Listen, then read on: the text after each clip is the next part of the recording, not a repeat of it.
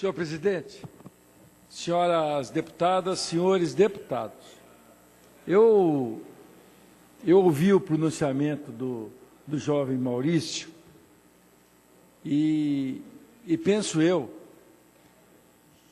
do excelentíssimo deputado Maurício Requião, e penso o seguinte, que nessa linha ele vai acabar tomando o lugar do Rogério Galindo, do Ismael Moraes, do Fábio Campana.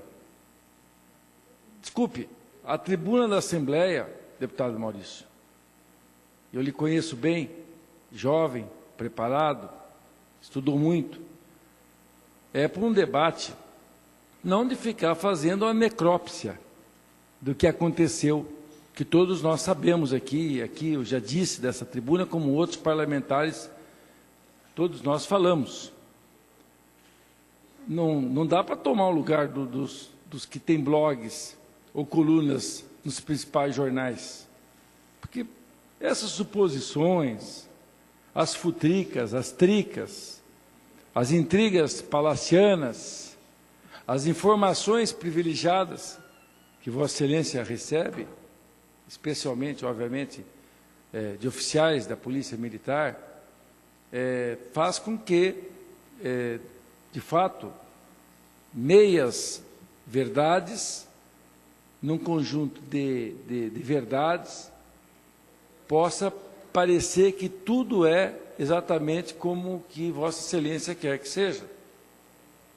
Eu entendo que nós vivemos um episódio muito grave, já disse aqui da tribuna o repúdio que eu tenho a qualquer tipo de violência, como qualquer deputado tem.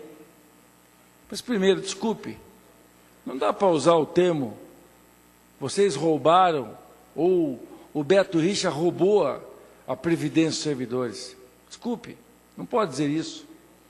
Em 2012, o fundo hoje, ontem eu expliquei isso, vou repetir hoje, o fundo de Previdência, ele vinha historicamente com uma solvência de 8 anos, desde quando ele foi criado. E, aliás, ele foi ampliando um pouco depois que foram feitos alguns ajustes, mas ele vinha com uma solvência de 8 anos. O que é solvência de 8 anos? Até 2012, o fundo ele só podia pagar a aposentadoria dos servidores que estavam vinculados a ele durante 8 anos, depois acabava o dinheiro. Em 2012, o governo manda uma lei para a Assembleia, eu já disse, e ele gosta de repetir, eu vou repetir de novo a palavra, o governo fez uma lambança mesmo. Porque para resolver o problema dos alertas que o Tribunal de Contas fazia na prestação de contas do governo do Estado, 2007, 8, 9, 10, 11, o que o governo fez? Manda para a Assembleia um projeto de lei, aonde, deputado Cláudio Palozzi, o governo retira todos os militares que estavam no Fundo de Previdência. Olha, a aposentadoria do militar é uma aposentadoria especial. Aos 53 anos, Vera e demais companheiros da juventude do PMDB que estão aqui hoje na galeria dessa casa, os militares eles são expulsos literalmente da corporação, tanto os praças quanto os coronéis. Ninguém consegue conhecer um coronel com 54 anos, porque o regramento expulsa ele da corporação. Consegue alguém que trabalha por um período muito intenso, porque basta ver as condições de trabalho, deu para ver aqui, todo mundo viu as condições de trabalho dos policiais, num trabalho tão intenso que não dá cálculo atuarial. Então, o que o governo fez? Retirou do fundo previdenciário, porque não dava cálculo atuarial, retira todos os militares e põe num fundo militar. 100 milhões de reais por mês. Quem que paga o fundo militar? Diocristo. O Tesouro. Tira outro tanto de servidores. Quem os servidores? No fundo previdenciário estavam todos servidores, que em 1998 tinham menos de 50 anos, os homens e 45 as mulheres. O que faz de novo o governo no projeto 2012, deputado Rasca? Pega todos os servidores que haviam ingressado anteriormente a 31 de dezembro de 2003 e tiram eles do fundo previdenciário e colocam tudo no fundo financeiro, que é bancado por quem? Pela viúva, né? Na expressão popular, o povo entende o que eu estou falando, é a viúva. Quem que é? É o Tesouro do Estado que paga as aposentadorias de todos os servidores públicos que ingressaram, anteriores a 2003. Mais ainda, em 92, o governo manda para a Assembleia uma lei instituindo o regime jurídico único. O servidor público, 80 mil servidores públicos, 20 mil estatutários, 60 mil seletistas. Olha, quem está em casa nos ouvindo, ou quem está aqui no plenário, ou nas tribunas de honra, na galeria, sabe, quem é seletista, seja servidor público ou trabalha numa empresa privada, ele se aposenta por onde? Pelo INSS, não se aposenta pelo Estado. Aí você transforma 60 mil pessoas que se aposentar pelo INSS em servidor público. Se aposentaram por onde? Onde é que eles estão em servidores hoje? Ou estão no fundo militar, no caso militar já estavam, para não misturar as coisas, mas estão, nunca foram seletistas. Mas assim, ó, no Ministério Público, no TJ, na Assembleia, no Poder Executivo, esses servidores seletistas que se aposentaram pelo INSS, se aposentam daí ou agora pelo Estado.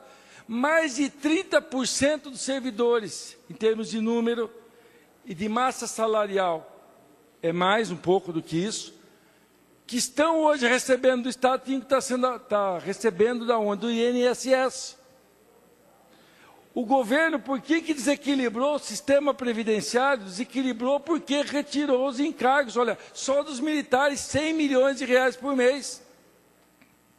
O fato é que o equilíbrio desse sistema todo é complexo, não é simples. Eu já disse aqui, vou repetir, nos próximos 5 anos, 30 mil servidores vão se aposentar. Sabe quanto que custa nos valores de hoje essas aposentadorias para o Estado, a mais por mês? 196 milhões de reais. Então, olha, não dá para poder ficar tratando esse tema com demagogia, de querer enganar o servidor público. Quando eu disse aqui, disse aqui na tribuna e vou repetir, daqui a pouco falava com o deputado Tercílio, eu disse aqui, uma coisa não está vinculada com outra, mas sem projeto não há como discutir database. E a database iniciou ontem a discussão pela secretária da Administração de Norá Portugal, que iniciou o debate com o Fórum das Entidades Sindicais, que é a PP Sindicato. E é um debate que, obviamente, nunca nós definimos database no início do mês de maio. E, inclusive, deputado Maurício, quando eu era líder do governo, que eu tive muita honra de ser líder do governo, do governador Requião aqui, diversas vezes nós concedemos, fizemos a negociação, a lei foi votada ou no final de maio, ou no mês de junho, e daí fazia para valer mais para frente com dispositivos dizendo o seguinte, ó, condicionado à disponibilidade orçamentária financeira, e obviamente o seguinte, na medida que o governo ia tendo disponibilidade financeira, ia pagando, ia resolvendo a questão para poder garantir a database, que nós, de passagem, implantamos aqui no Paraná, quando eu era líder do governo, que foi em 2007, atendendo um comando constitucional. O fato é que é o seguinte, database hoje custa mais de 100 milhões de reais por mês. Hoje, custa isso, fora os outros poderes. Então, o fato é que é complexa o tema que envolve, e a gente tem que ter muita prudência para tratar isso, até para não enganar as pessoas. Os servidores públicos são fundamentais. Nós temos uma greve que está em continuidade, que essa greve, obviamente, nós temos que chamar de novo, ter uma nova secretária da Educação. Mas antes de falar mais sobre isso, eu quero conceder a parte do deputado Scanavaca. Deputado Romanelli, eu gostaria que Vossa Excelência informasse que governador que fez isso, de passar 60 mil CLTistas para o fundo. E por que passou? Porque deixou de pagar a Previdência e o INSS os 20% e o FGTS do 8%, que com certeza foi uma economia, naquele momento, de deixar de pagar a Previdência e pagar o FGTS desse servidor, porque quem é CLTista tem o FGTS também. Tenho certeza que foi por isso que foi feito naquele momento, e que hoje nós estamos com esse imbróglio, que realmente, em 2012, aconteceu o que aconteceu. Deputado Scanavaca, eu quero dizer o seguinte, o governador Requião sempre foi uma pessoa que teve uma visão do interesse público. Não foi por essa razão que ele fez a lei e transformou os servidores seletistas em estatutários. Fez com uma visão de Estado, Para concluir, deputado Romanelli. Fez naquilo que ele acredita. Obviamente é o seguinte, tem desdobramentos? Claro que tem.